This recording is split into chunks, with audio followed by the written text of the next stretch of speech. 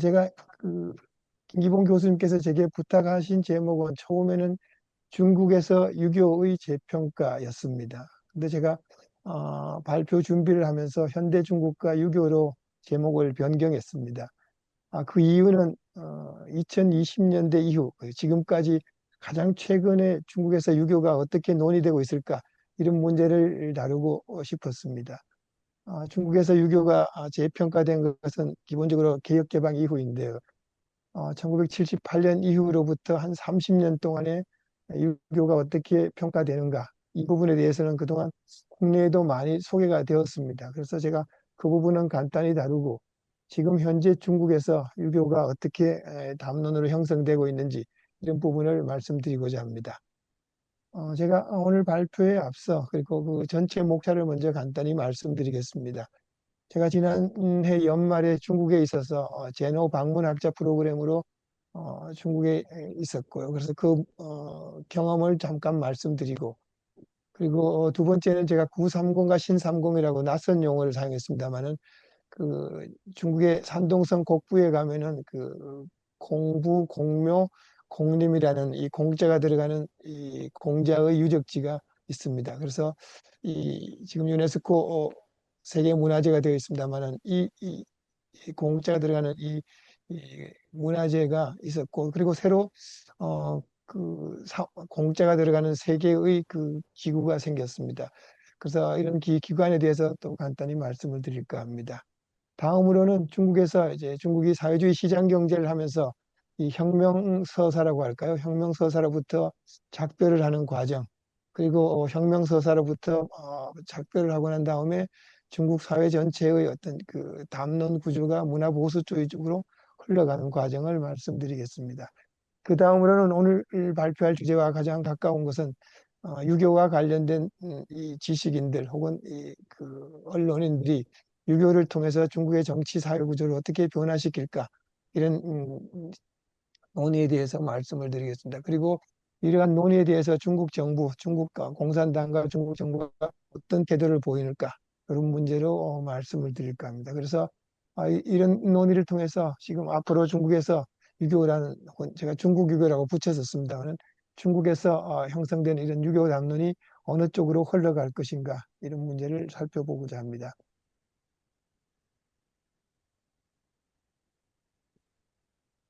먼저 제가 지난 연말에 한 달 동안 그 중국의 그 왼쪽 위에 보이는 것이 공자연구원이라는 이 단체입니다.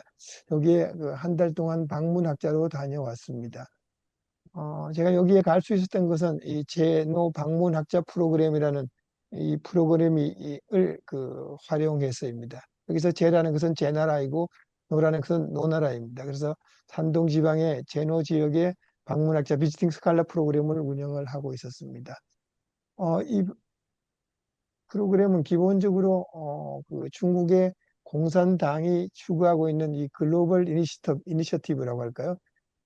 중국에서 지금은 그 글로벌 이니시티브에서 문명, 안보, 그리고 문명, 가버넌스 이 네 개의 분야에 걸쳐서 중국이 이 글로벌 스탠다드로 새로운 그 이니시티브를 갖겠다 이런 취지에서 설정된 그 글로벌 문명 이니셔티브의 프로그램의 일종입니다. 그래서 이 프로그램을 이용하는 운영하는 것은 기본적으로 산동성에 있는 그 공산당 위원회 선전부가 선전부라고 해서 조금 표현이 거칩니다만 홍보부라고 해야 될까요? 산동성의 공산당 당위원회가 운영하고 있고요. 그다음에 니산, 이건 니산은 공자가 태어난 곳의 산 이름입니다. 니산에 있는 세계 유학센터 그리고 중국 공자기금회 이런 일종의 민간단체 반관반민이라고 할까요? 반관반민 단체가 참여하고 있고 그리고 산동 지역이기 때문에 산동 지역에서 가장 큰 대학인 산동대학 그리고 산동출판그룹이 참여하고 있고 그리고 제가 왼쪽 위에서 얘기했던 이 공자연구원이 직접적으로 어, 해외의 학자들을 그 초빙해서 공동 연구를 진행하는 것입니다. 그 오른쪽 아래에 제가 지난 연말에 갔을 때 어, 처음으로 저를 환영해 준 분은 이 공자연구원의 원장입니다. 오른쪽에서 두 번째 분인데요. 공자의 77대 손이라고 대단히 자랑을 많이 했습니다. 그래서 제가 그 족보를 믿을 수 있느냐고 물었는데 확실하다고 그렇게 자랑을 많이 하신 분입니다. 그렇다고 해서 공자연구원이 항상 공자의 후손이 원장이 되는 것은 아니고 아마 이번 기회, 이번 텀에 공자의 후손이 맡은 것으로 보여집니다. 근데 여기 설명을 보면은 기본적으로 이 공산당의 중국 공산당이 지금 추구하고 있는 글로벌 문명 이니셔티브의 프로그램의 일환이다 이렇게 분명히 밝히고 있습니다. 그리고 두 번째로는 제가 조금 전에 말씀드리고 지금 그 화면에 여러 단체들을 기록해 두었습니다만은 이 공산당 그리고 그 반관 반민의 단체들, 대학 그리고 이런 그 공자연구원도 직할 단체입니다만 여러 단체가 협동으로 합동으로라고 할까요? 공동으로 이런 국제적인 유교 연구를 진행하고 있습니다. 그리고 이 단체의 특징은 기본적으로 이 제노 방문 프로그램의 특징은 해외 학자들을 초빙하는 프로그램입니다. 그래서 저희들이 미국에도 이런 프로그램이 있습니다만은 해외 학자들을 초빙해서 짧게는 1년, 길게는 짧게는 한 달, 길게는 1년 동안 공동 연구를 진행하는 것입니다. 어, 자,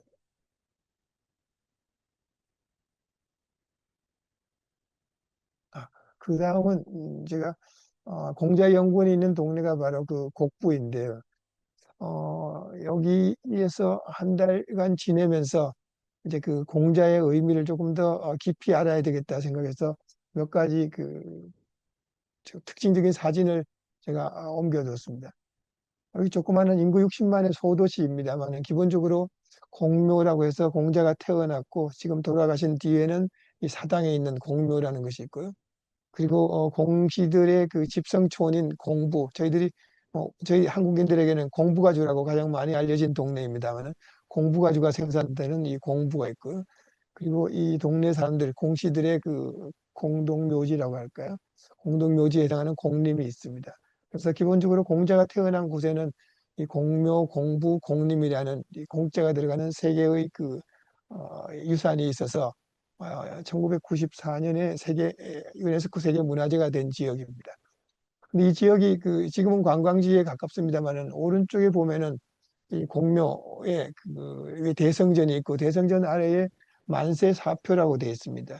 이제 만세사표라는 우리 선생님에 대해서 훌륭한 선생님을 사표라고 하듯이 이그 영원한 스승님이라는 뜻이겠죠. 영원한 스승의 대표라는 의미로 만세사표. 그래서 기본적으로 공묘의 일차적인 특징은 공자를 교육자로 간주하는 것입니다.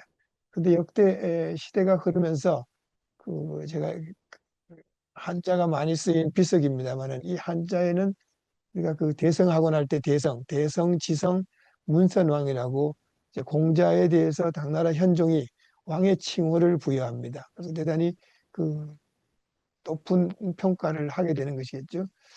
그리고 오른쪽에 문이 있습니다만 문에 글자가 잘 보이진 않는데요. 여기에 이 현판은 청나라 걸륭제가 쓴 글씨 영성제라고 되어 있습니다. 이처럼 제가 조금 전에 당나라 현종 얘기하고 청나라 걸륭제를 얘기했습니다만 공자라는 인물에 대해서 단순히 스승, 교육자라는 이미지를 넘어서서 어떤 문선왕이라는 표현도 사용하고 혹은 또 청나라 황제가 직접 와서 친필을 내렸다는 것은 대단히 이 지역과 정치가 긴밀하게 연관되어 있다는 것을 보여줍니다. 그 다음 넘어가겠습니다. 그 다음에는 이제 공자묘에 대해서 중국이 역사적으로 어떻게 평가를 해왔는가 하면은 저희들이 잘 알고 있는 송나라 주자학의 시대 송나라 때에는 북송이 금나라의 침략을 받아서 남송으로 옮겨가는 시대입니다. 그래서 곡부를 실제로 송나라가 다스릴 수 없게 되자 남송으로 남송의 절강성 쪽에 글자가 잘 안 보입니다만 구주라는 지역에 지금 절강성은 알리바바가 있는 항저우와 소주 사이에 있습니다만은 그 지역에 공시들의 자손들을 따로 모셔서 따로 종묘를 하나 만들고 있습니다. 그래서 여기에는 지금도 남아 있습니다만은 절강성 구주에 가면은 공시의 남종 가묘라고 이렇게 되어 있습니다. 이 남종이라고 쓴 것은 지금 산둥성에 있는 공묘 제가 조금 전에 보여드렸던 그 장소는 북쪽이라고 해서 북종이라고 하고요. 지금 그 남송 시대에 공묘가 다시 남쪽으로 이동하게 된 것은 남종이라고 합니다. 그래서 송나라 때, 그 남송 시대 때부터는 공자의 그 가문이 두 개로 분열되는 방식입니다. 제가 송나라 때 얘기를 했습니다만 조금 근대 시기로 들어와서 말씀을 드리면은 그 오른쪽에 그 청색 바탕에 한자로 유교무류라고 논어에 있는 구절이 쓰인 것이 있습니다. 이것은 어, 타이완 타이페이에 있는 그 공묘에 있는 간판인데요. 1949년에 그 중국 공산당이 그 대륙에서 승리하고 장제스가 타이완으로 옮겨오면서 타이완에 공자묘를 만들고 공자묘에 장제스가 직접 친필로 그 글씨를 써서 공묘에 걸어두었던 것입니다. 그 화면에 자세히 보면은 왼쪽 끝에 보면은 장중정이라고 그, 그 장제스의 그 사인이 들어 있고요.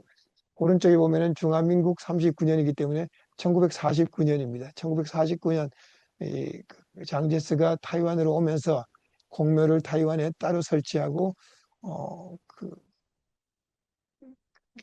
친필로 쓴 그 편액을 내리는 이 과정입니다. 제가 조금 전에 그 청나라 걸륭지 황제가 글씨를 써서 공묘에 보냈다는 이야기를 했듯이 이 장제스도 공묘에 직접 글씨를 씁니다. 그래서 이 중국의 최고 통치자가 되면은 이 공로에 어떤 방식으로든지 그 표시를 하고 대부분의 학자들은 이런 것이 이제 그 정치적 정권의 그 정통성을 확인하는 과정이라고 이야기를 합니다.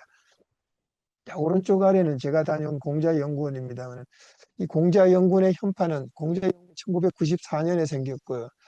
1996년에 생겼고요. 그 당시에 장쩌민이 중국의 국가 수석이었기 때문에 이 글씨는 그 장쩌민이 직접 써서 주는 것입니다. 아마 이 장쩌민도 그 본인의 정치적 그 정통성 이런 문제에서는 직접 이 공자연구원과 뭔가 관련을 맺어야 되겠다고 하는 것이 중국의 어떤 정치적인 풍토라고 생각이 됩니다.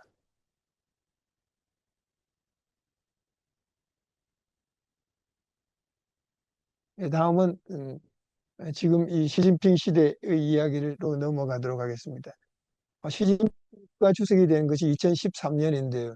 시진핑이 주석이 되면서 산둥성을 방문했고, 그리고 제가 조금 전에 얘기했던 공묘를 찾아서 그 공자에게 참배를 하고, 그 다음에 공자연구원을 찾아가서 공자연구원에 있는 그 학자들과 함께 보관되어 있는 책을 보는 그런 장면입니다. 그래서 시진핑이 공자연구원을 찾아갔고, 그리고 공자와 관련된 이 책을 통해서 시진핑의 행동 자체가 중국에서 주는 파급 효과가 대단히 크기 때문에 시진핑 자신이 공자 그리고 유교에 대해서 관심이 많다는 것을 본인이 국가 주석이 되는 해에 했던 행동으로 보여주고 있습니다.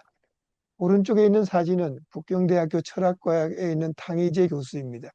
그래서 시진핑이 국가 주석이 되고 난 다음에 탕희제 교수를 그 찾아가서 유장 편찬 사업, 지금 들고 있는 책이 유장이라는 것인데요. 세계에 있는 유학 혹은 유교 관련의 모든 문헌을 중국에서 수집하겠다. 이런 그 대대적인 사업을 시행했습니다. 2003년부터 시행한 건데요. 그래서 2013년에 끝이 났고 그 편찬 작업에 대해서 칭찬을 하는 것입니다. 그리고 이 유장 사업에 대해서는 저희 유교를 공부하는 학교에서는 대단히 그 논쟁이 많은 그런 그 사업입니다. 왜냐하면은 유교 관련 문헌이라고 한다면은 한국에서 이태계, 이율곡, 정약용 이런 그 유학자들이 쓴 모든 문헌들 이런 문헌들도 모두 중국이 수집을 해서 중국에서 정본을 만드는 작업을 하고 있습니다. 그래서 한국에서 이 태계 문중 혹은 이 정약용 문중에서 반대를 많이 했던 사업이라고 생각이 됩니다. 왜냐하면은 이제 그 중국이 저희들이 그 일본에서 신수대장경 불교 경전이 만들어져서 모든 불교학자들이 일본에서 나온 판본 신수대장경을 그 인용하고 연구하고 있듯이 앞으로 이런 유장 사업이 완벽하게 마무리된다면은 이 한국에서 퇴계나 율곡 혹은 이 다산을 공부한 사람이 이 중국에서 나온 유장본을 인용하는 그런 사태가 생길 수 있는 그런 그 일입니다. 제가 이런 이야기를 굳이 하는 것은 유장 사업이라는 것이 어떤 도서 수집 사업이라는 그 차원을 넘어서서 대단히 그 유교 연구의 학문 연구에 있어서 어떤 의미에서는 이 학문적 권위 조금 더 심하게 말씀드리면 학문적인 이 권력이 작동하는 그런 구조가 될 수 있는 문제입니다.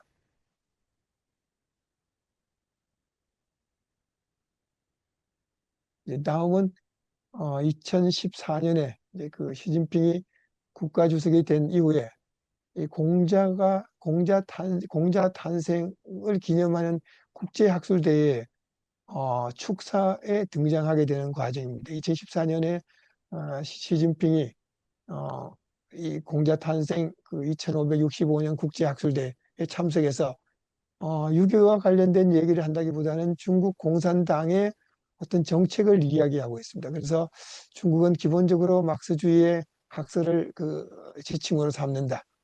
그리고 두 번째로는 중국의 사회주의는 중국의 특이한 중국 특색의 사회주의다. 이런 이야기를 하고요. 그리고 나서 그 다음에 제가 빨간색으로 표시한 두 개가 의미를 가지는데요. 반드시 민족 전통 문화와 결합되어야 된다는 이때 민족은 중화민족으로 보입니다. 그리고 또 하나는 이 중국이 이 글로벌 스탠다드를 이제 강조하기 위해서 세계 각국의 문화와도 공동으로 대화를 하는 과정이다라고 이렇게 얘기를 하고 있습니다. 그래서 시진핑이 국가주석이 된 이후로 중국 특색 사회주의를 강조하고 있고 그리고 막스주의를 강조하면서 또 한편으로는 민족의 전통 문화를 아주 그 강조하는 그런 입장을 취하고 있습니다. 제가 왼쪽 위에 그 심볼을 하나 그 첨부를 했습니다. 이것은 International Confucian Association이라고 해서 국제유학연맹이라고 되어 있습니다. 실제로 중국에서 유학 관련 이 학술대 혹은 이 정책을 어, 그 수립하는 그런 반관 반민의 단체입니다.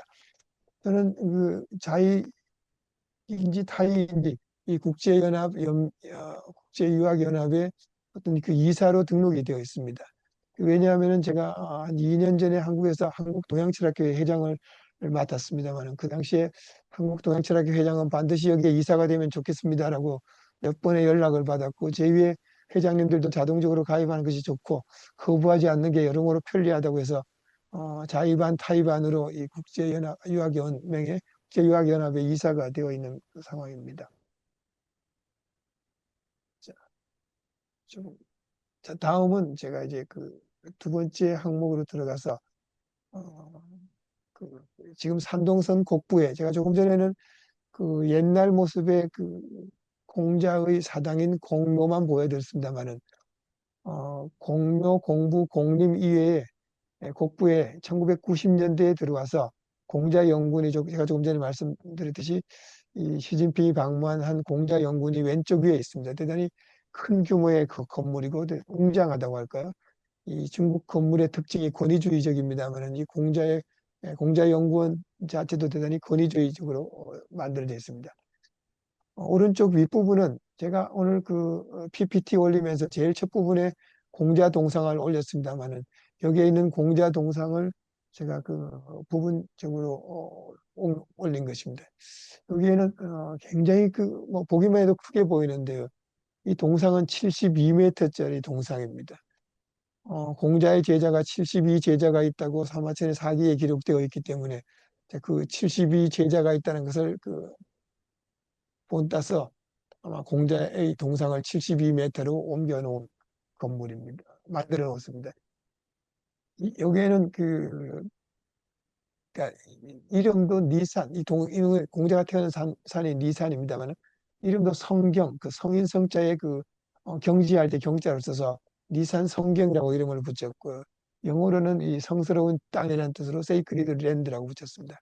그래서 여기에는 어, 뭐라고 할까요? 그 공자와 관련된 유적지를 관하기도 하고 또 민간을 대상으로 그 공자와 유교를 교육하는 그런 그 시설이기도 합니다. 그리고 왼쪽에는 여기는 보이지 않습니다만은 호텔이 있어서 여기에 와서 숙소에 머물면서 공자와 관련된 유교에 관심을 갖도록 하는 일종의 문화관광 지역이 되어 있습니다. 그리고 오른쪽 아래는 어, 그, 이 곡부에서 조금 전에 공모에서 그렇게 한 5km 정도 떨어진 곳에 공자 박물관을 새로 지었습니다. 그래서 그 위에 니산 성경이 만들어지면서 같은 해에 공자 박물관을 만들어서 공자와 관련된 대부분의 유적을 여기에서 보관하는 작업을 하고 있습니다. 제가 이 이야기를 하는 것은 그 처음에 보여드렸던 그 공자의 초기라고 할까요? 초기의 공묘, 그러니까 역사적으로 만들어진 공묘에다가 1996년 이후로 지금 현대 중국이라고 할까요? 개혁 개방 이후의 중국이 이 곡불을 지역으로 새로 공자의 이미지를 만들어가는 과정이고, 그 공자의 이미지를 새로 만들어가는 과정에서 중국 정부의 중국 당의 역할이 크게 작용하고 있고, 그리고 어떤 의미에서는 그 민간의 관광 수요라고 할까요? 민간의 관광 수요를 개발하는 방식으로 공자의 유적을 활용하고 있는 그런 장면이라고 보여집니다.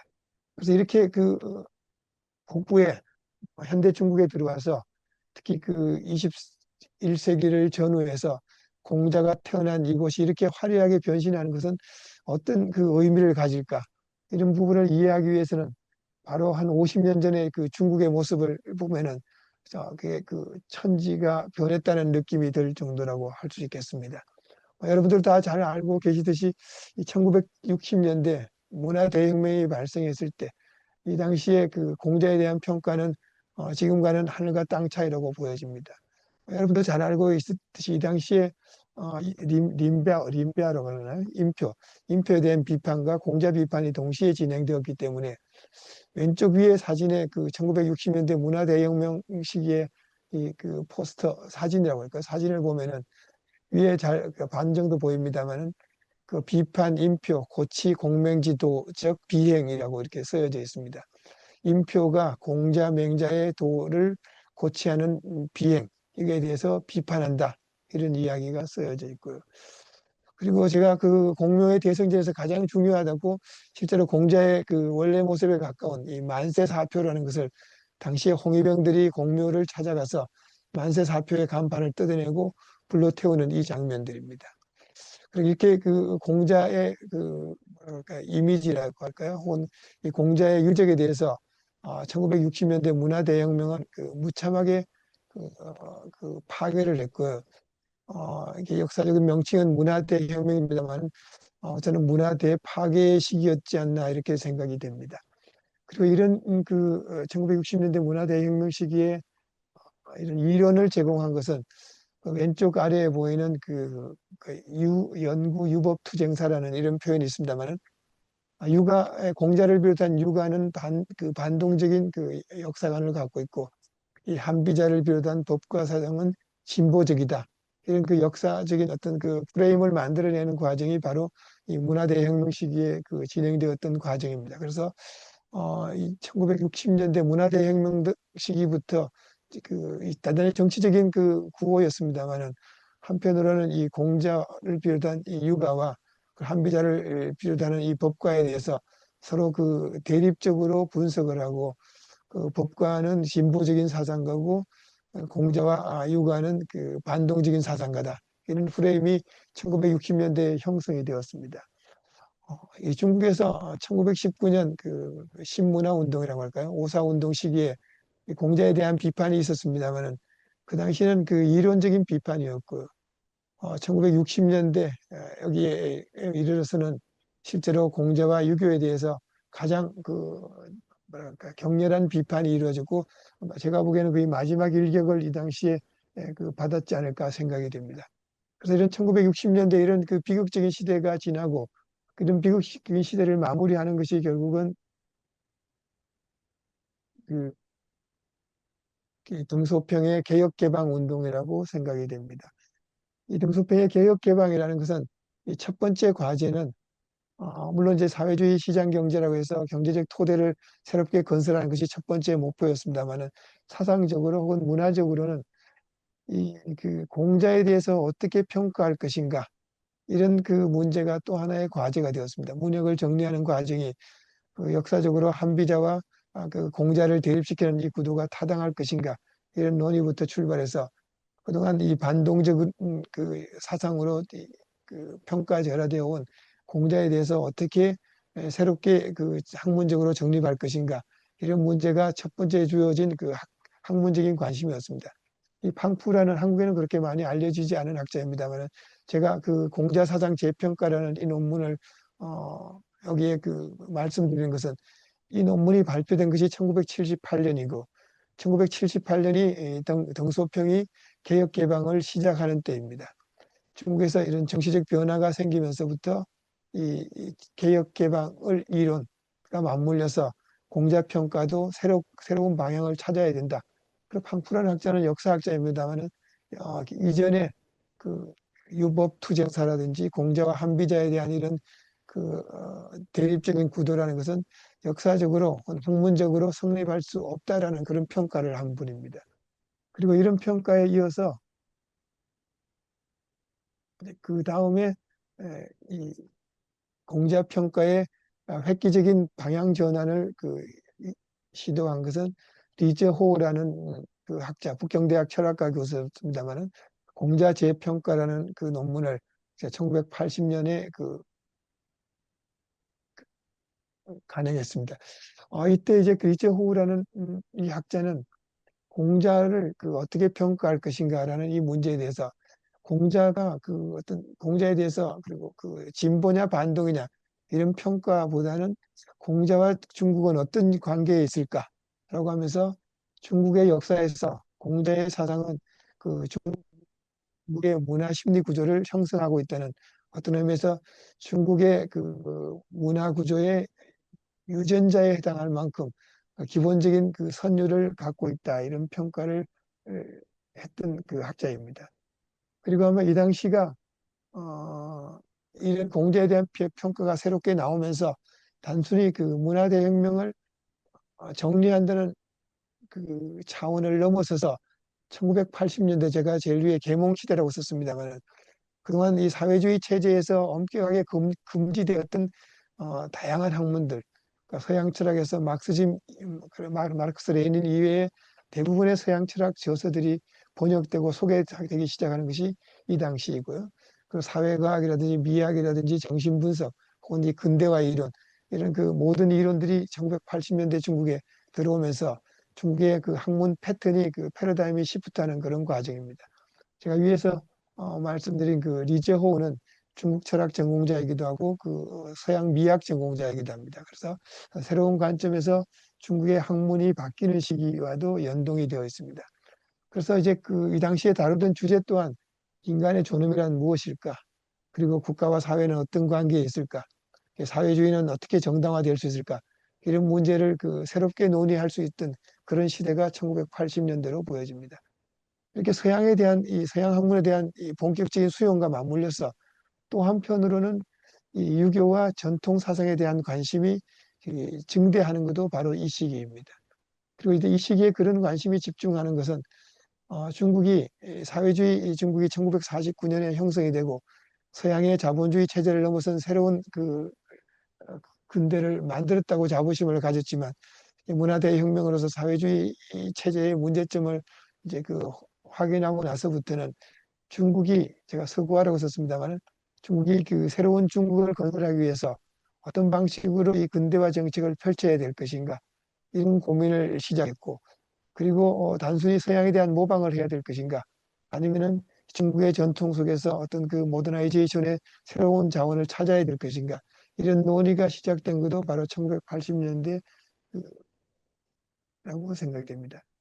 이 과정에서 리쩌호라는 제가 조금 전에 말씀드린 이 학자는 재미있는 몇 가지 컨셉을 만들어냅니다. 그래서 우리가 중체서형이라는 단어를 동도서기 중체서형 이런 단어를 익숙하게 들었습니다만은 1987년에 서체이라는 이런 아주 참신한 개념을 에 해당하는 논문을 발표합니다.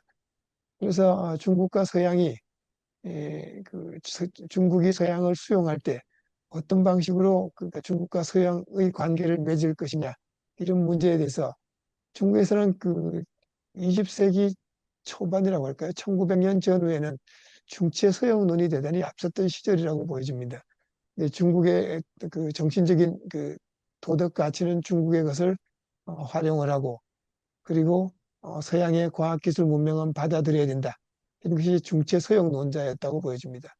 아마 2000년, 그러니까 1900년 전후에도 중국이 서양과 만났을 때 첫 번째는 그 서양을 무시하는 방식이겠죠. 아마 그 방식은 중체 중용이라고 중국 것이 모든 것이 좋고 서양은 야만적이니까 대립해야 된다.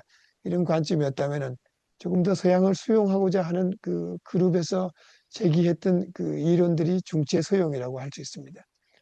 이제 100년 정도 지나서 그 리제호우는 이런 중체 서용에 대한 그 비판을 많이 하면서 지금 다시 필요한 것은 서체 중용이다. 이런 아주 그 특이한 개념이라고 할까요? 혹은 이 중서 그리고 채용 이 구조들을 서로 바꾸어가면서 서체 중용이라는 이야기를 꺼냈습니다. 물론 여기서 제가 서체 소용이라고 했던 것은 중국에서 중체 중용이 서양을 야만으로 봤다면은 오히려 그게 상극적으로 완전히 그 중국이 야만이라고 평가를 하는 순간 완전히 서구화가 되어야 된다는 것이 서체 소용이라고 할 수가 있겠죠.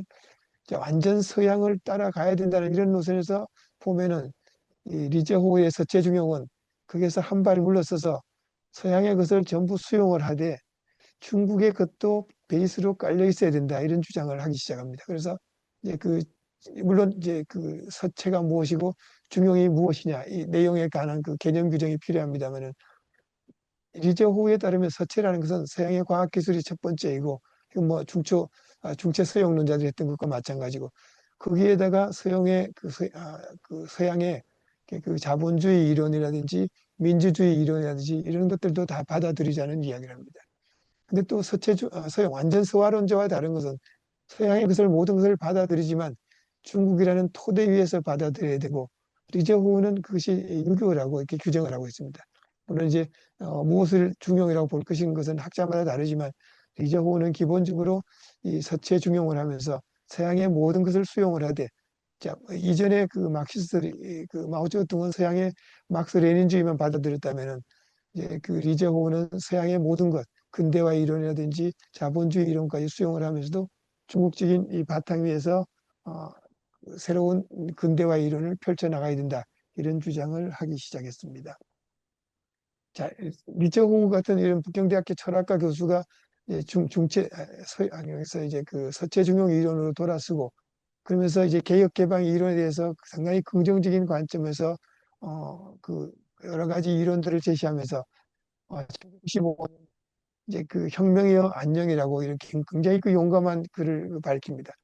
이런 글을 쓸 수 있다는 것 자체가 어떤 의미에서는 중국이 이제 더 이상 막스 레닌주의 마오쩌둥 혹은 마오이즘의 중국이 아니고 새로운 중국을 만들어가기 위해서는 그동안 이 혁명사관에서 벗어나야 된다는 이야기를 하기 시작했습니다. 그래서 혁명사관이라고 할까요? 중국의 근현대사라는 것은 제가 한 30년 전만 하더라도 모든 교과서가 혁명이 가장 그 선진적인 이론으로 평가되던 그런 시절이었습니다. 그런데 그 리저호는 이런 그 혁명에 대해서 그러니까 뭐랄까 혁명이야 안녕이란 고별혁명이라는 이 용감한 책을 밝히면서 지금부터 중국에서 필요한 것은 생산력의 발전이고 계급 투쟁이 아니라 계급의 조화가 필요하고 단숨에 해결하는 혁명이 아니라 점진적인 개혁론이 필요하다는 상당히 그 온건주의자라고 할까요? 어떤 의미에서는 이 자유주의자의 관점과도 유사한 그런 그 논의를 그 전개하기 시작했습니다.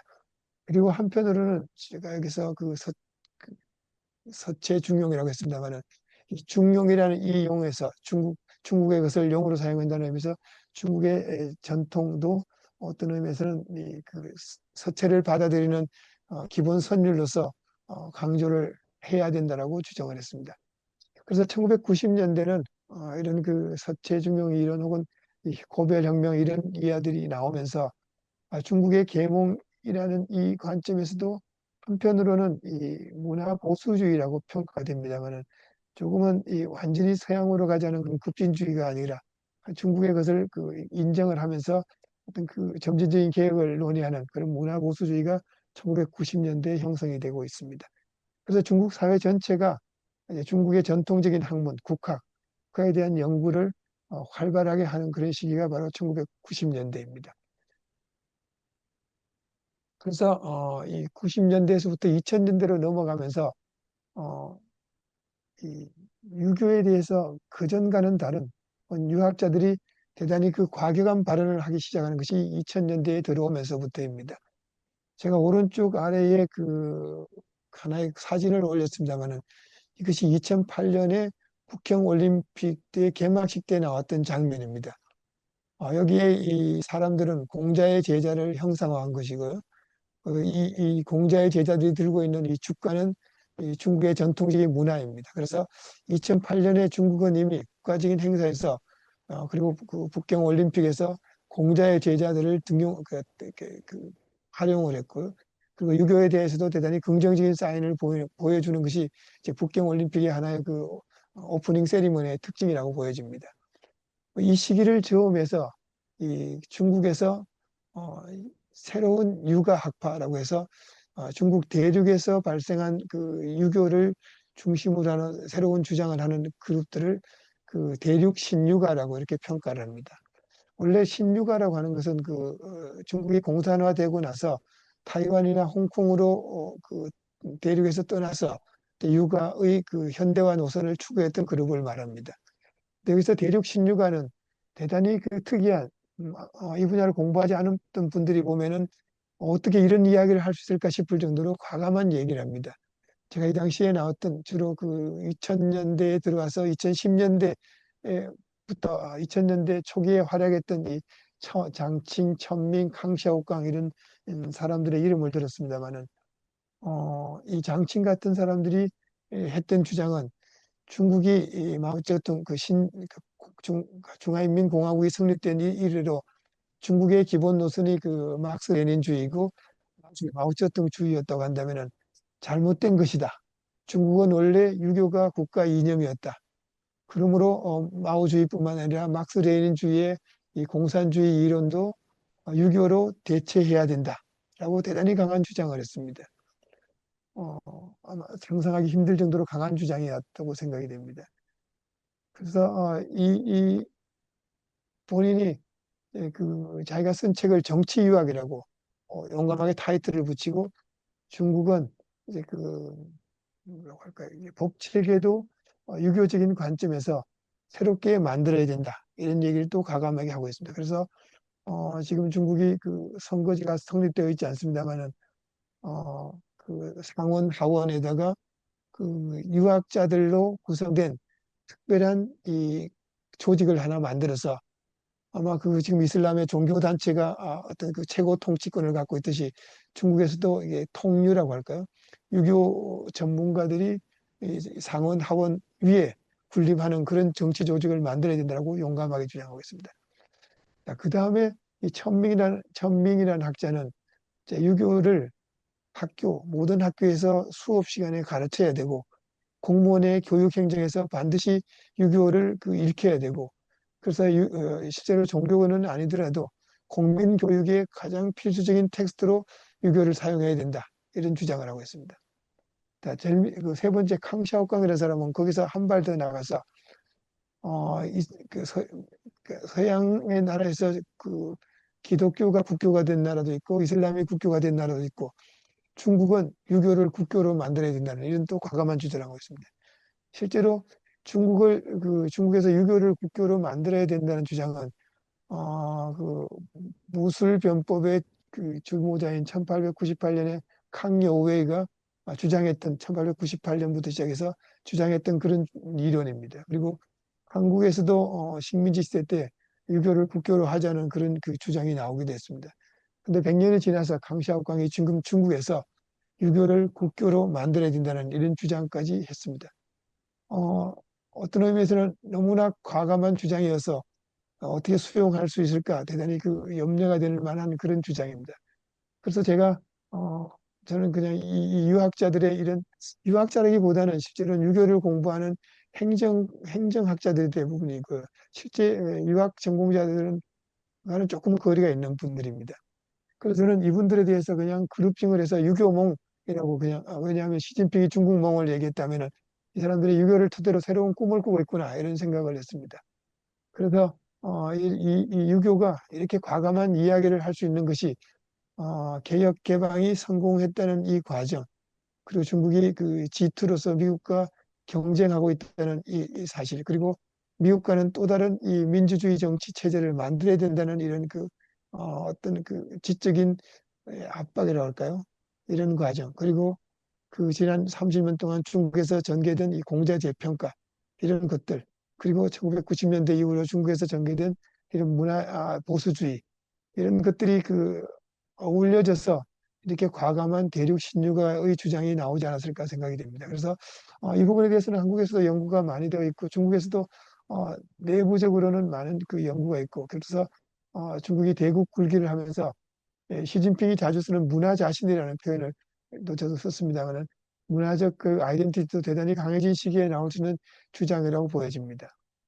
그런데 제가 중국 내부에서 이런 대륙 신유화에 대해서 대단히 비판적인 학자가 꺼자오라는 이 복단 대학의 교수입니다. 그래서 이 꺼자오강 교수가 대륙 신유화에 대해서 비판하는 논문의 제목이 기상천외로 되어 있습니다. 제가 이 제목이 너무 마음에 들어서 한국에서 번역해서 어떤 잡지에 실었습니다만, 이 중국에서 이 유교를 토대로 유교가 정치에 개입하고, 그리고 유교가 정치에 개입해서 미국의 민주주의, 서양의 민주주의보다 한 발자국 더 나간 새로운 정치를 구상해야 된다, 이런 주장을 하는 내용들을 이제 정리하면서 정말 기상천외한 주장이다라고 이제 비판하는 글입니다. 그리고 거기 이제 조금 점잖게 비판하는 것은 이 제도 설계를 유학자들이 하고 싶지만 대단히 과장된 이 제도 설계를 하고 있고, 그리고 제도 설계를 한다고 하더라도 어떤 민주주의적인 방식이라기보다는 권위주의적인 상상에 치우쳐 있다, 이런 이야기를 주로 하면서 비판을 하고 있습니다.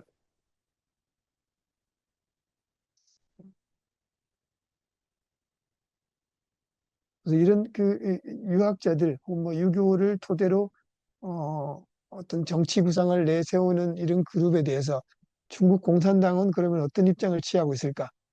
어, 막스 레닌주의를 유교로 대체해야 된다, 이 주장을 중국 공산당이 그대로 수용하기는 대단히 어려운 것 같습니다. 그래서 중국 공산당이 이런 대륙 신유가들의 활동을 옆에서 보면서 몇 가지 견제하는 발표들을 내세우고 있습니다. 그래서 2012년에는 두 개의 백년 목표라고 해서, 첫 번째 목표는 중국 공산당이 1921년에 성립이 되었기 때문에 2021년에는 100년, 중국 공산당 성립 100주년을 어, 그 100주년을 맞이해서는 중국이 안정된 사회를, 사회주의 초급 단계론이 완성되는 그런 소강 상태로를 만들 것이고, 그리고 중화인민공화국이 성립되는 1949년에서 100년이 되는 2049년에는 중국이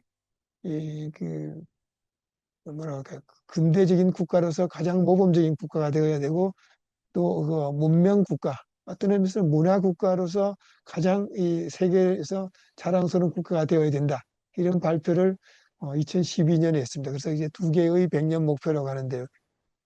이미 2021년은 지나갔고, 중국이 최소한의 인민이 안정되게 산다는 목표는 무사히 달성했다고 보여집니다. 그래서 2049년에 중국이 세계 어떤 문명 국가로서 패자가 될 목표는 지금도 갖고 있고, 정치적인 패자뿐만이 아니라 문화적으로 문명적으로 패자가 되겠다는 주장을 담고 있는 것이 두 개의 백년 목표입니다. 그래서 어, 이 뭐라 그럴까, 이 두 개의 백년 목표를 내세우면서 거기에 점점 살을 더 붙이는 것이 2021년에 시진핑이 두 개의 결합이라는 또 이야기를 했습니다.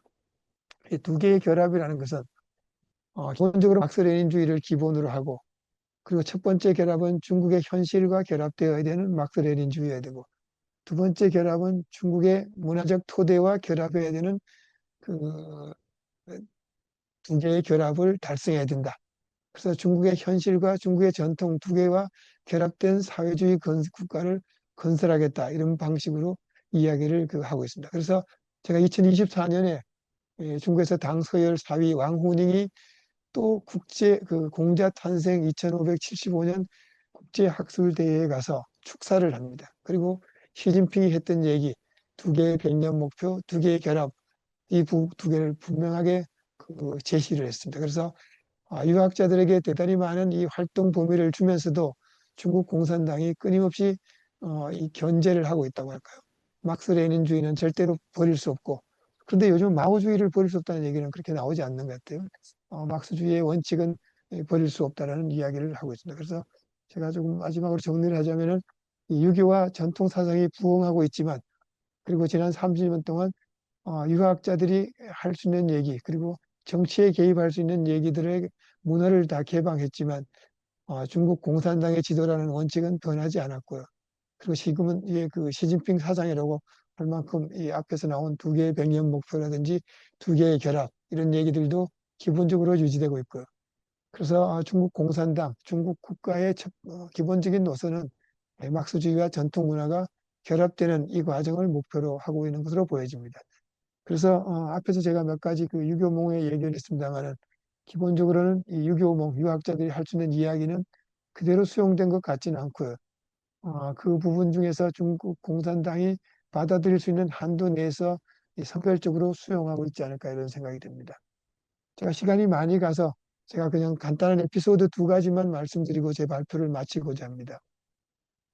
제가 천안문 광장을 에 대해 사진을 올렸습니다만은 천안문 광장 가보면은 마오쩌둥의 사진이 걸려 있습니다.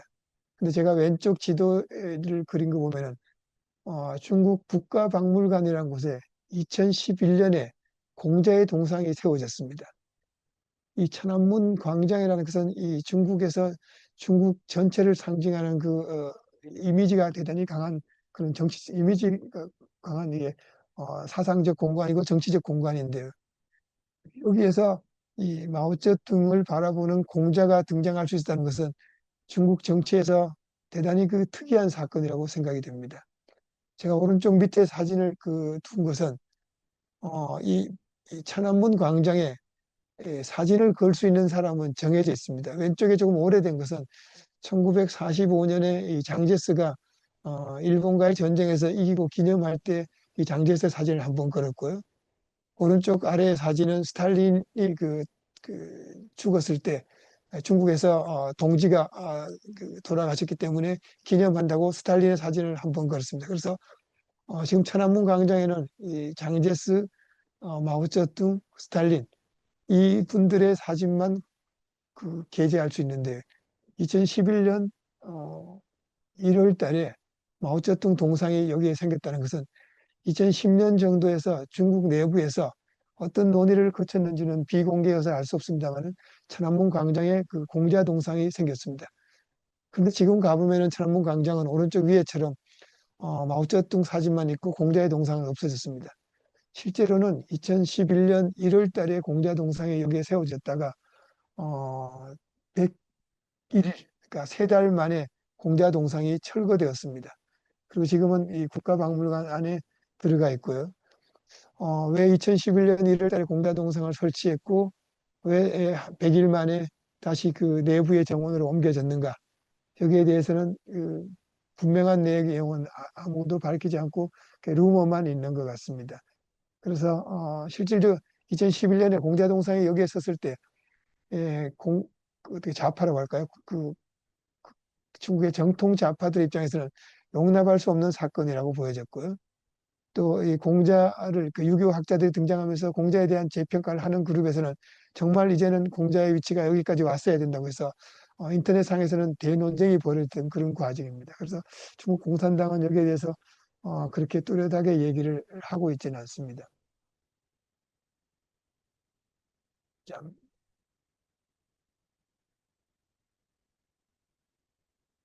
마지막으로는 제가 조금 전에 처음 이야기할 때 곡부에 있는 공자묘 얘기를 했습니다만은 지금 그 곡부에 가면은 이 공자묘 앞에는 이렇게 관광객들만 많이 와 있습니다.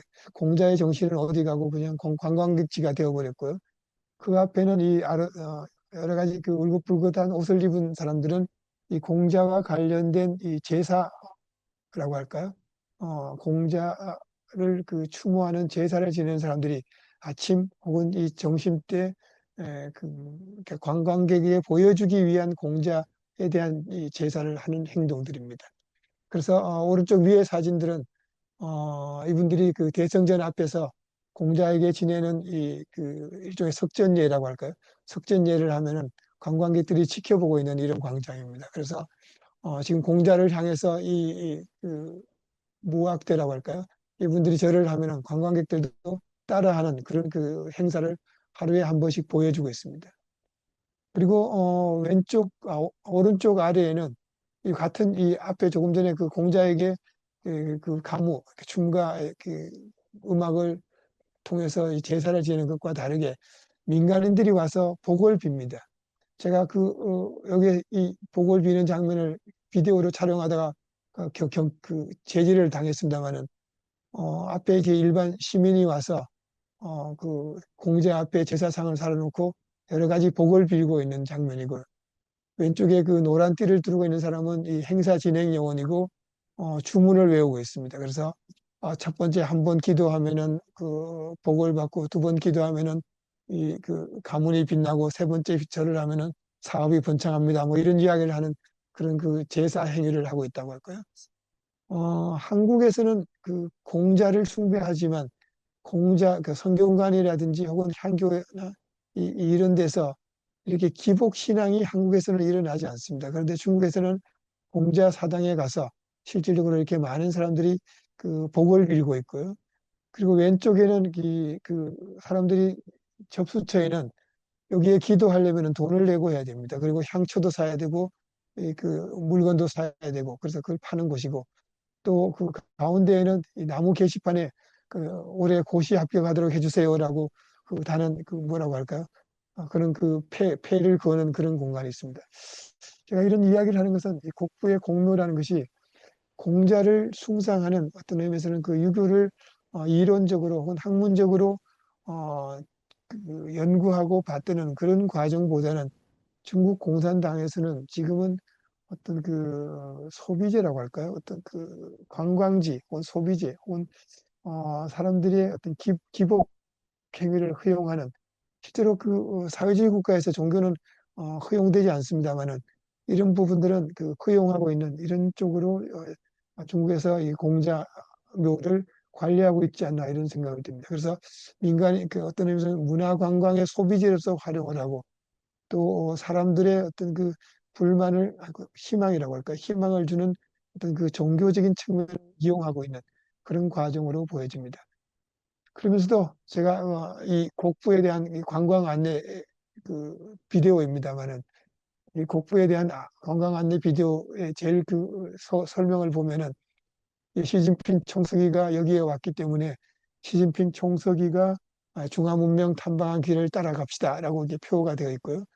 그리고 이제 곡부에 있는 이 공묘, 공부, 공림 여기에 그 유교의 그 기풍이 천년을 이루었고 이제 옛날은 지금을 위해서 활용될 수 있다라고 쓰였습니다. 그래서 제가 보기에는 실제로 관광지는 그 우삼공이라고 할까요? 공자의 묘라든지 공자의 마을이라든지 공자의 묘지 이런 동네가 그 옛날 삼공이라면은 지금은 그 여기에 관광지에 오는 사람들은 어, 이 제일 큰 오래된 건물 하나만 보고 나머지는 보지 않고요. 제가 조금 전에 얘기했던 이 신삼공이라고 하나요? 공자연구원이라는 학술연구원에 저 같은 사람은 이제 연구를 하러 찾아가고요. 그리고 이제 중국 사람들은 이제 관광을 위해서 공자박물관을 찾아가고요. 그리고 또 이제 그 체험 활동을 할 수 있는 니산 성경 같은 데 가서 또 어, 문화 관광을 하는 그런 과정을 하고 있는 것으로 보여집니다. 그래서 제가 간단히 정리하면은 지금 어, 2000년대 이후로는 이 중국의 헌법을 유교식으로 바꾸자든지 학교와 어떤 그 공무원 교육에 유교 경제를 사용한다든지 이런 과감한 얘기를 하는 그 학자들은 많이 이제 줄어든 것 같고요.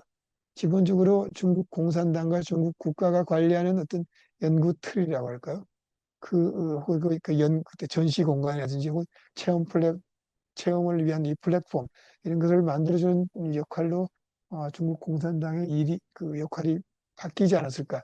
그 유교 연구가 패턴이 바뀌지 않았을까 생각이 됩니다. 그러면서도 이 국부가 공자의 유교의 공자가 태어난 이 성지순례에 대한 성지라는 이 역할은 인정을 하고 있고요. 그리고 이 역사적으로 이 지역이 공자와 관련된 지역이었다는 것도 계속해서 강조하는 것도 어, 지속을 하고 있습니다. 그래서 공산당과 유교라는 것이 굉장히 교묘하게 결합되어 있는 상태가 지금이 아닌가 이런 생각이 듭니다. 자, 두서없이 그냥 말씀을 드렸습니다. 이상입니다.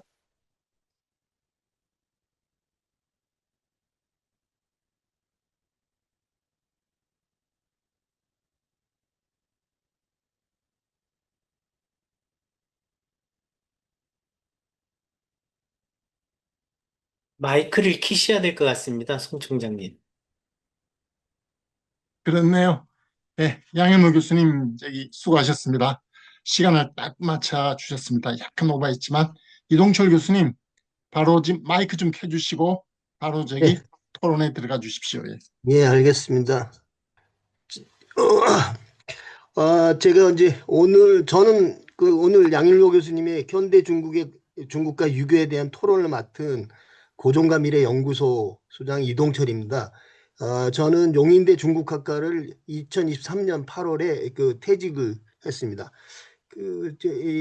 제가 이제 사실 제 이름을 한자로 쓰면 제가 어떤 전공을 하는지 다 알 수 있어요. 바로 이제 동양 철학, 동력동자의 발그철자 써가지고 저렇게 오늘 제가 이제 내려주시죠. 예. 크게 3단계로 나눠서 저걸 진행을 하겠습니다. 잠시만요. 먼저 양 교수님의 발표에 대한 간단한 요약을 하고, 그다음에 아무래도 이 뭐랄까 이 전공이 아니신 분들이 중국학이라든지 이쪽에 전공 아니신 분이 많을 거라고 생각이 들어서 좀 보완이 될 수 있는 배경 지식을 말씀드리고 또 거기에 관련된 논의하고 질문하는 걸로 이렇게 진행을 하겠습니다. 어, 그 먼저 간단하게 이제 논의 범위하고 목적이라든지 구성을 얘기하면 여기 오늘 지금 양 교수님은 이제 개혁 주로 메인 저기는 개혁 개방 이후 78년에 우리가 개혁 개방을 했습니다만 이제 2026년이죠. 현재까지 유교 재평가가 어떻게 들어갔느냐. 그래서 바로 이제 현대 중국이고 핵심 요지는 유교가 과거의 유산이었다가 사실 49년 신중국이 성립인데 한동안 부정당하고 오늘 이제 봤습니다만 그러다가 다시 현대 중국의 통치 이데올로기랑 어떻게 연결이 되고 특히 이제 문화 전략, 예를 들어 문화 자산으로 어떻게 변모하는지 이것을 얘기를 하는데 제가 이제 오늘 발표가 이제 말씀드리면 저는 이제 무엇보다도 이제 중국학 전반에 관해서 제가 조금 연구를 하고 그렇습니다만 되게 우리가 중국 연구에 있어서 되게 큰 맹점이 뭐냐면 종교에 관한 관심이 사실 적습니다. 일반적으로. 오늘 아까 이제 잠깐 양 교수님 발표를 하면서도 언급을 했지만 이제 현대 지금 정치유학, 장경의 정치유학이라든지 이런 거는 사실 동양 철학계, 중국 철학계에서는 일찍서부터 주목을 받았어요. 일찍 주목을 받았지만 그것이 보다 뭐랄까 이 현대 중국을 이해하는 어떤 종교로서 종교 현상으로서 관점으로서는 잘 이게 접근이 안 된 것 같습니다. 일반적으로 이 논의 상당히 많지만 그런데 오늘 그걸 논의를 좀 더군다나 이 최근에 중국 다녀온 경험을 근거로 해서 얘기를 해주셔서 대단히 유익하다고 생각합니다. 그러면 이제 본격적으로 논의를 시작을 하겠습니다. 자, 이 요약을 하면 첫 번째 제일 처음에 얘기할 수 있는 게 유교의 국제화와 국가 전략인데 바로 작년 이제 최근에 취임하셨던 산동성 국부의 제나라 노나라 방문학자 프로그램에 대해서 얘기를 하셨습니다. 그것은 뭐냐면 이 방문학자 프로그램은 이제 시진핑 주석이 글로벌 문명 이니셔티브 중국어로 전구 문명 창의 글로벌 문명에 대해서 이니셔티브 주장을 제기한다. 시진핑이 사실은 전략적으로 4대 글로벌 이니셔티브 아까 잠깐 말씀하셨습니다만 먼저 발전 21년의 발전, 22년의 안보, 23년의 문명 그리고 25년에 바로 거버넌스에 대해서 상해 협력회의에서 얘기를 했습니다. 그래서 4대 글로벌 이니셔티브가 있는데 바로 이것하고 관련되는 거죠. 그래서 결국은 이거는 유교 연구가 공산당 정책이라든지 국가의 국제 위상 강화랑 괴를 같이 한다라고 하는 얘기로 파악이 될 수 있습니다. 넘어가겠습니다. 자, 이걸 첫 번째 이제 구체적인 예로 든 게 공간의 재편이었습니다. 930.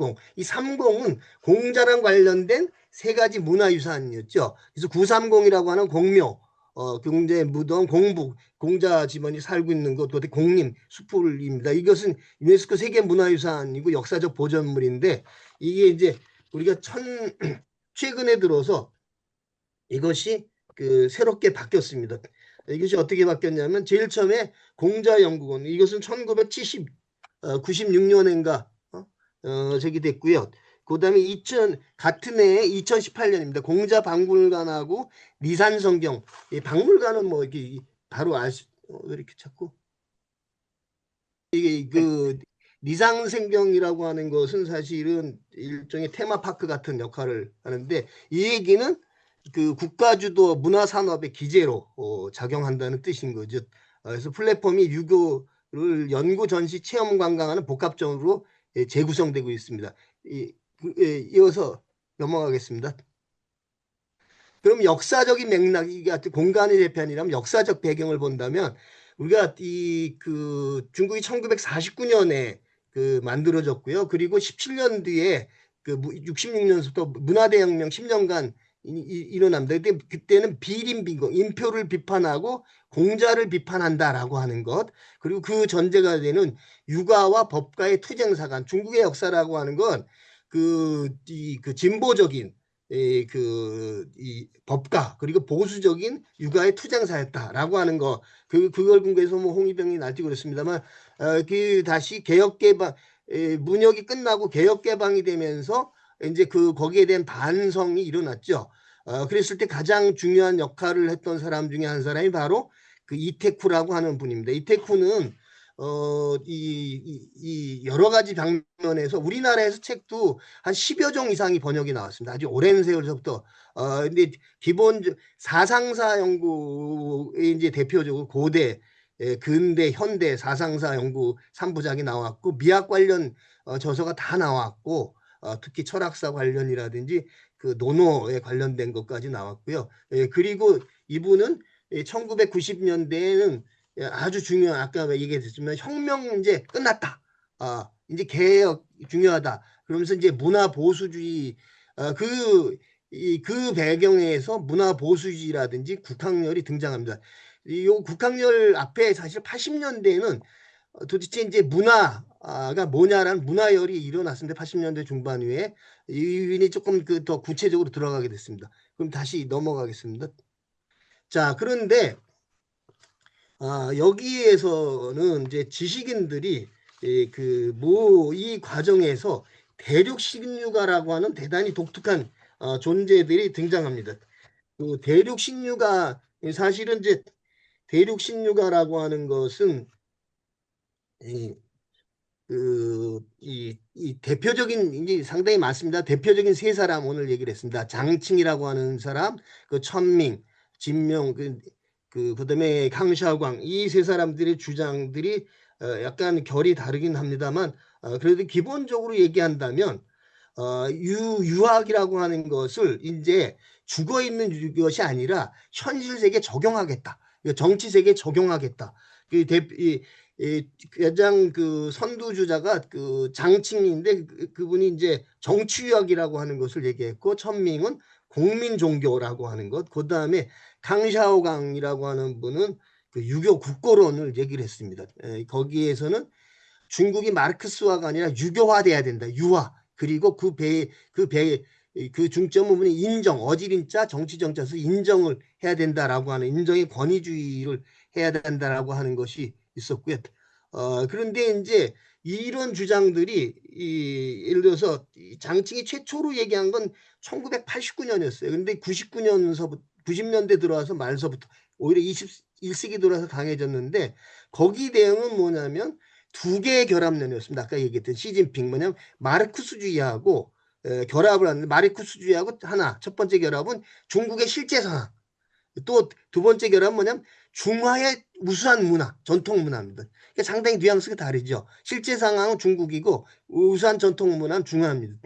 그래서 이것이 막수주의가 어떻게 이제 중국과 결합되느냐라고 하는 것으로 바뀌어야 된다라고 하는 걸 강조를 했습니다. 이게 넘어가 보겠습니다. 이건 결국은 뭐냐면 결론적으로 하면 국가관리형 유교의 부흥이라고 얘기할 수 있습니다. 현재로서는 보면은 국가가 해석하고 선별한 우수한 전통 문화다. 이 정도 돼 있고, 그래서 뭐냐면 여러 가지 사회 문제, 예를 들어 출산율이든 빈부격차, 사회 안정 등을 위한 안정의 해결을 위한 사회 관리의 언어라고 이렇게 돼 있으면 돼 있고요. 이 철학적, 문화적 유산이 아니라 통치구의 어떤 핵심 도구의 하나로서 이제 재편이 되었습니다. 다음 넘어가겠습니다. 이 배경으로 이해를 우리가 할 것들이 몇 개 있는데 유교라는 게 상당히 복합적입니다. 어떻게 첫 번째 이제 유학의 측면도 있고요. 개인 수양이라든지 이런 것들, 윤리 철학의 체계죠. 학술적인 측면, 유교 가르침이랑 여기 교화 이런 거를 얘기할 수 있습니다. 문화적 종교적 체계 그리고 그런 아마 일반적으로 잘 안 쓰지만 저는 이제 오히려 쉽게 얘기한다면 유술이라고 통치술로서의 유교의 측면이 있다. 이제 잘 이런 표현은 안 씁니다. 저는 개인적으로 유술이라는 표현을 쓰는데 여기는 이제 오히려 중국 정부가 주목하는 거라고 생각됩니다. 예, 넘어가겠습니다. 그 역사적 반전은 자 이게 오사운동 아까 얘기를 했습니다. 오사운동 1919년에 오사운동, 오사신문화운동 그다음에 1966년에 문화대혁명. 사실 중국은 좀 희한한 게 20세기에 문화를 내건 게 두 개 있었는데 그때 문화를 내건 두 개는 뭐냐면 기본적으로 구문화를 타도하자예요. 오사신문화운동이라고 하는 것도 전통문화를 타도하자. 그래서 고대를 의심하고 의고라고 하는 풍조가 있었습니다. 중국 이 원래는 뭐냐면 역사를 볼 때 고대의 전승을 그대로 믿을 신자 쓰는 신고가 베이스였는데 뭐 사망오제고 공자고 다 위대하셔. 그런데 거기에 대해서 회의를 느끼기 시작한 거죠. 서구 문명에 들어오고 그래서 의고하고 그러면서 전통을 상징하는 대표적인 게 바로 공자니까 공자 가게를 때려 부시자라고 하는 것이 신문화 운동이었고 그 다음에 이제 아까 문화대혁명 그 얘기 나왔습니다. 비림비공이라든지 율법투쟁사. 그러면서 이제 사실 개혁개방 이후에는 중국의 정체성과 현대화가 뭐냐 이걸 가지고 이제 유교를 근거로 하려고 했죠. 자, 타도에서 부흥으로 반전이 됐습니다. 자, 그럼 다음. 그런데 여기 대륙 신유가의 특징은 뭐냐면 심성에서 제도. 우리가 유학을 얘기할 때 뭐라고 했냐면 내성, 외향이라고 하는 전통적인 장자에서 나온 말입니다만 안으로는 성인의 덕성을 추구하고 밖으로는 왕도 정치를 추구한다라고 하는 것이 있는데 아까 얘기했던 그 신유가들, 해외 신유가 그러니까 홍콩과 대만의 신유가들은 주로 내성의 측면, 개인의 수양의 측면에 강조를 뒀고 또 하나 측면이 뭐냐면 서구적 가치를 받아들였습니다. 민주라든지 자유라든지 이런 것을 받아들였는데 이게 어떻게 하면 이 서양의 민주주의랑 연결시킬 수 있을까 이 고민을 갖고 있었고요. 근데 반면에 이 대륙 신유가들은 당신들은 서구 철학의 컴플렉스에 빠진 것이다. 현실 문제에 적극적으로 나서야 된다. 그게 뭐냐? 유교가 이제는 국가 제도라든지 제도, 정치 구조를 재편을 해야 된다. 그래서 여러 가지 제도적, 정치적 실현을 강조한다든지 국가 구조, 권력 구조 재편을 얘기를 하는 것이니까 그러니까 심성에서 제도라고 얘기할 수 있습니다. 이게 정치유학인 거죠. 그래서 그런데 아까 이제 또 얘기했던 거 마르크스주의와 유교의 두 개의 결합은 뭐 좀 방금 말씀드린 겁니다. 중국의 실제 상황과 마르크스주의의 결합, 마르크스주의와 중화의 우수한 전통문화. 그런데 결국은 이게 뭐냐면 육아 가치를 그 결합에 두 개의 결합의 비결은 뭐냐면 사회주의 정통성을 보완하고 육아의 가치를 국가가 해석을 독점하는 걸로 비결이 됐습니다. 넘어가 보겠습니다. 자, 그리고 아까 얘기했던 서체중용이 이제 이 기본적으로 이테쿠의 주장이기 때문에 간단하게 뭐 특별하게 그 근대 제도를 오히려 틀로 삼고 전통적인 자원을 가지고 여러 가지 문제점을 해결해 보자라고 하는 그 정체가 나왔고요. 다음 넘어가 보겠습니다. 자, 결국은 뭐냐면 이제 국가 관리형의 유학이라고 하는 것이 여러 가지 문제점이 있습니다. 현실적으로는 뭐냐 국가 입장에서 보면 유학의 여러 가지 덕목이 있는데 그중에 수능적인 덕목이 있거든요. 일반적으로 우리가 체제 수능적이잖아요. 보수적인. 그러니까 효라든지 예 중심으로 강조한다든지. 그다음에 그런데 육아에 아주 중요한 게 뭐냐면 권력 비판적인 성격이 있습니다. 예를 들어서 천명 사상이라든지 역성혁명 같은 거 그런 거죠. 대표적인 맹자의 그런 그랬을 때 이제 중요한 게 뭡니까? 과연 지식인들이 이런 비판적인 긴장감, 비판 정신을 얼마만큼 유지할 수 있겠느냐. 다음 넘어가겠습니다. 그리고 이제 또 문제가 뭐냐면 아까 갈조강이라고 하는 그 거자강, 우리 거자광 씨의 그 저술도 우리나라에 꽤 많이 나와 있습니다. 그런데 뭐냐면 이것이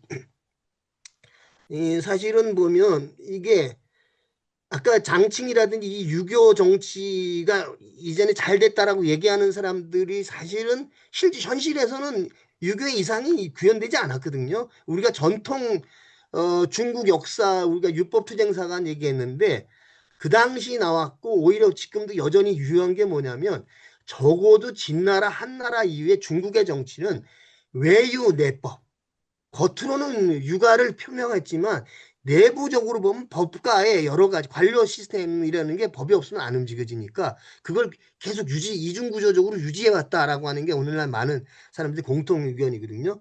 그런데 그렇지 결국 왕도 정치가 순수하게 안 되는데 그 역사적 실체가 없다. 내가 역사학자로 보면 그 다음에 이제 문제가 되는 게 보편적 가치 이제 자꾸 아까 지금 그 시진핑의 글로벌 이니셔티브도 결국은 중국 그 G2 상황에서 어떻게 하면 중국적 가치를 내세울 거냐 뭐 이런 건데 중앙 문명이 우월하다라는 주장을 하고 반면에 아니다. 민주라든지 인권이라는 건 보편적 가치를 어떻게 취기할 거냐. 그러면 문제는 뭐냐? 어떻게 하면 이 보편적 문명의 언어로 바뀔 거냐라고 하는 거죠. 사실 이건 어느 면에서 보면 불교가 중국의 보편적 유교가 불교가 들어왔을 때 유교가 계속 시행착오 끝에 신유교로 만든 송원 시대에 송명 시대 신유교 만든 거랑 어떻게 보면 같은 상황이라고도 할 수 있습니다. 넘어가겠습니다. 그다음에 이제 아주 문제가 되는 게 중국의 이제 MZ 세대 젊은 세대들 있습니다. 이 젊은 세대들이 뭐냐면 내권 그 안내자에다가 그 말을 권자입니다. 이 경쟁이 심해서 안으로 자꾸 파고 들어가요. 경쟁이라는 게 외부로 발산되지 않고 안으로 파고드는 경쟁, 치열한 경쟁이 있죠. 인볼빙 되는 거. 그 결과가 뭐냐면 유명한 그 들어보셨을 게 탕핑, 에라 모르겠다. 뭐 니트족 이런 거죠. 중국도 그 현상이 너무 심각합니다. 근데 그걸 갖다가 어떻게 할 거냐? 뭐 아까 말했던 거 효라든지 가족률이 가지고 해서 야 개인주의 안 돼, 사회주의적인 공동체 이런 거 얘기를 하지만 실질적으로는 그 MZ들한테 먹히지가 않는다라고 하는 것. 이게 어떻게 이제 윤리에 잡힐 거냐? 그다음에 다음으로 넘어가고 있습니다. 이제 한국하고 어떤 관계가 있느냐? 이게 지금 보면 중국은 아까 유장 사업에서 그 문제점, 맹점 지적하셨습니다. 뭐냐면 중국 중심으로 국제 유교의 담론이라든지 이런 것들을 다 주도권을 강화하려고 그러거든요. 그래서 어떤 표현을 쓰냐면 역외. 역외라는 중국 사람들 역외라는 요새 말을 또 많이 쓰는데 그래서 일본에 계신 김문경 선생 같은 경우 되게 싫어합니다. 자기네들은 우임금의 이 교화가 버텨지고 니네는 그 아주 제국적인 함이 있다. 그런데 또 중요한 게 뭐냐면요. 한국은 조선시대 유학을 받아들여서 철저하게 그 오히려 중국보다 더 유학화됐는데 그러면서 시민사회라든지 오늘날에도 시민사회 가정률에도 남아있고요. 그리고 여러분들이 이제 되게 저도 파악한 지 얼마 안 됩니다. 예를 들어서 우리는 한국 사회에서 보면 의병이라는 말을 많이 씁니다. 의병이 자주 나오잖아요. 여러분들 그 중국어 위키라든지 일본 위키를 보면 의병을 뭐라고 하냐면 이건 한국말이다라고 얘기합니다. 한국에만 있는 현상이에요. 이 의병은 군항병이 아닙니다. 단히 우리 한국 문명의 독특한 컨셉이거든요. 그랬을 때 이때 이제 어떻게 하면 중국하고 거리를 두고 그러면서 동시에 공유 가능한 그 가치, 그 유교의 언어를 만들어낼 거냐. 우리 한국이 이제 해야 될 과제이겠죠. 넘어가겠습니다. 자, 이래서 이제 결국 뭐냐면 이제 현대 중국에서 보면 국가 통치 이데올로기에서 유교를 재편하고 정치적으로 문화에서는 문화산업이라는 관광자원으로 활용을 하고 있고 그다음에 이제 학술적으로도 이 국제 신유가 대륙 신유가들의 다양한 주장을 어떻게 우리가 그 대륙 밖에 있는 유교 연구자들이 서로 이 공유할 건 공유하고 저게 할 수 있느냐가 과제가 아닐까 생각합니다. 예, 마지막 예, 그래서 뭐 그 질문보다 뭐 혹시 중국 학자들이 한국의 유교적 전통에 대해서 어떤 뭐 질문을 했다든지 관심이 있었는지 그것도 말씀 덧붙여서 해주시면 도움이 되지 않을까 생각합니다. 예, 이것으로 제 그 논평은 마치겠습니다. 본의 아니게 저기 때문에 좀 시간이 늦었는데 네. 요 핵심 메시지는 여러분들이 볼 수 있듯이 기본적으로 오늘 내용에 대해서 그 요약을 한 것입니다. 유교의 국가적 흡수와 재편 과정을 받고 비판적 긴장감과 보편적 가치를 어떻게 이거 유지해 나갈 거냐. 그러면서 이제 중요한 거는 이 문제는 동아시아 적어도 한국이 많이 고민해야 될 문제가 아닐까. 그리고 오늘 발표는 그런 것에 대한 많은 시사점을 준 아주 중요하고 의미 있고 흥미로운 발표였다고 생각합니다. 예, 감사합니다.